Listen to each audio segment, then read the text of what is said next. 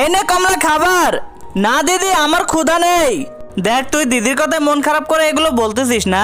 দিদির কথায় মন খারাপ করিস না, এগুলো খেয়ে নে।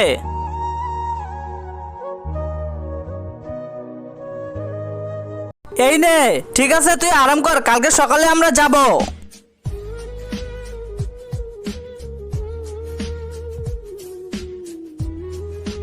কমলা, এটা পরে নে।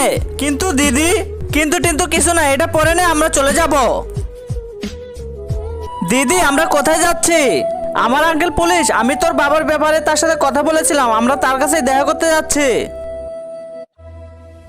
অনেক দেরি হয়ে গেল, আঙ্কেল এখনো আসতেছে না কেন? একবার ফোন করে দেখি। হ্যালো মা, শাম্বুর কোনো খোঁজ পাওয়া যায়নি।